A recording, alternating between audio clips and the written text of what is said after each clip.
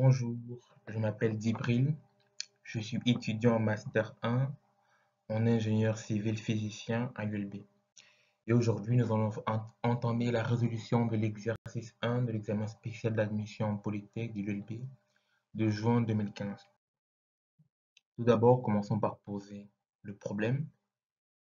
Il fallait résoudre dans R l'équation arc cos de 2x moins arc cos de x qui vaut pi tiers.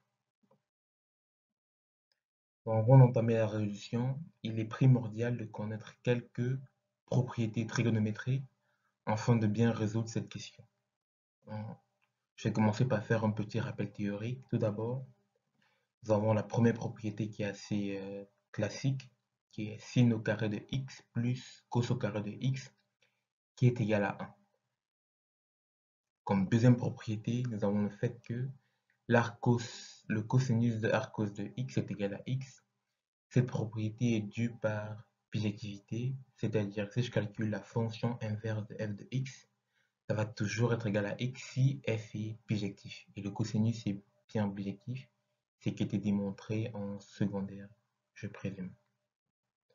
Comme troisième propriété, nous avons le cosinus de a plus p, qui est égal au cosinus de a fois le cosinus de p, moins le sinus de a fois le sinus de p.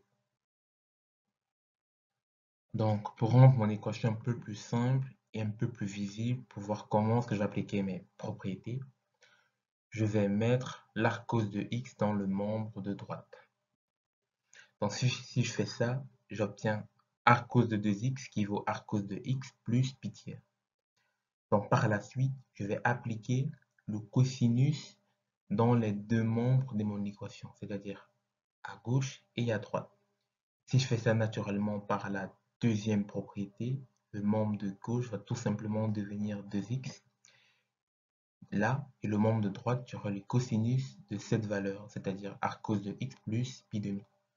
Je vais développer ce cosinus avec la troisième propriété, c'est-à-dire j'aurai cos de pi tiers fois cos de arc cos de x moins sin de pi tiers fois sin de arc cos de x.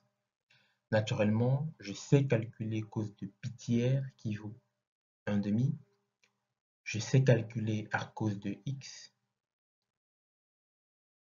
qui vaut x par la deuxième propriété. Je sais calculer sin de pi tiers qui vaut 1 demi, mais je ne sais pas directement calculer sin de arc cos de x. Donc si je réécris tout, dans le membre de gauche c'est 2x. J'ai x fois pi 2 fois 1 demi qui fait x sur 2, moins sin de pi tiers qui fait racine de 3 sur 2, fois sin de arc cos de x. Donc par la suite, nous allons voir comment est-ce que je peux calculer arc cos de x. Et cela est valable pour le calcul d'une fonction trigonométrique avec l'argument qui est un arc cos. Donc c'est une méthode assez générale que vous pouvez facilement transposer pour tout type d'autres problèmes. Donc si je pose y d'être égal à arc cos de x, et par la suite, j'essaye d'appliquer le cosinus dans les deux membres de mon équation. Qu'est-ce que j'obtiens? Naturellement, dans le membre de gauche, j'obtiens cos de y, et dans le membre de droite, j'obtiens x, encore par la deuxième propriété. Donc, ça veut dire que le signe de y, c'est égal à sin de arc cos de x, ce qui est bien ce que je recherche. Mais je sais que sin au carré de y plus cos au carré de y est égal à 1 par la première propriété. Donc dans cette équation, je peux isoler sin de y qui est mon inconnu, cos de y que je connais. Je réécris tout ça, j'obtiens sin de y qui vaut racine carrée de 1 moins x au carré. J'ai tout simplement remplacé cos de y par x, donc là j'ai x au carré, je l'ai mis dans le membre de droite, j'ai 1 moins x et j'ai pris la racine carrée. Donc j'ai un plus ou moins devant, mais on sait très bien que devant une racine carrée, il y a un plus ou moins. Donc je vais réécrire mon expression et je vais remplacer la valeur que j'ai trouvée pour le signe de arc cos de x. Donc si je fais ça, j'obtiens 2x qui est égal à x sur 2 moins racine carrée de 3 sur 2 fois la racine carrée de 1 moins x au carré. Donc si je ramène x sur 2 dans le membre de gauche, j'obtiens 2x moins x sur 2 qui est égal à moins racine de 3 sur 2 fois racine de 1 moins x au carré. Si je simplifie tout, je mets tout sur la même base, j'obtiens facilement 4x moins x, ce qui fait 3x sur 2. Et par la suite, je vais diviser tout par moins racine de 3 sur 2. Si je divise une fraction par une fraction, cela revient à inverser ma fraction de départ et à faire une multiplication. Donc, avec ma multiplication, je vais simplifier les deux et j'aurai 3x divisé par racine de 3. Et après, je vais appliquer le carré dans les deux côtés. J'aurai 9x au carré divisé par 3, ce qui me donne 3x au carré, qui est égal à 1 moins x au carré. Et après, je vais ramener le moins x au carré dans le membre de gauche. Je vais obtenir 4x au carré, qui est égal à 1. Ensuite, on va diviser tout par 4 et appliquer la racine carrée. Ça nous donne bien évidemment plus ou moins 1 demi. Mais cette solution, plus ou moins 1 demi, n'est pas totalement juste.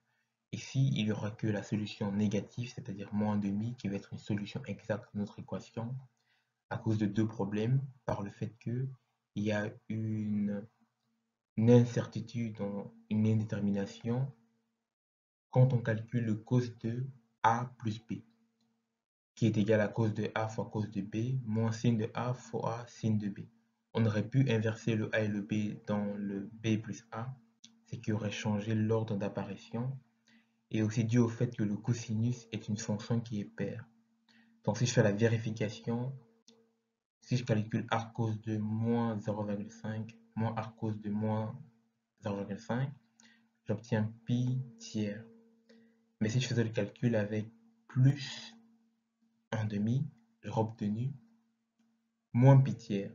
Donc l'exacte solution dans ce problème, c'est moins 1 demi, mais plus ou moins 1 demi reste aussi juste car le cosinus est une fonction qui est paire.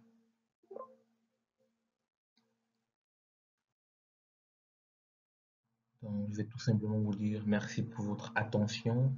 N'oubliez pas de vous abonner pour ne pas rater les prochaines corrections et astuces. Si vous avez des avis ou des commentaires ou des besoins plus spécifiques, n'hésitez pas à me le dire dans les commentaires. Merci et bonne journée.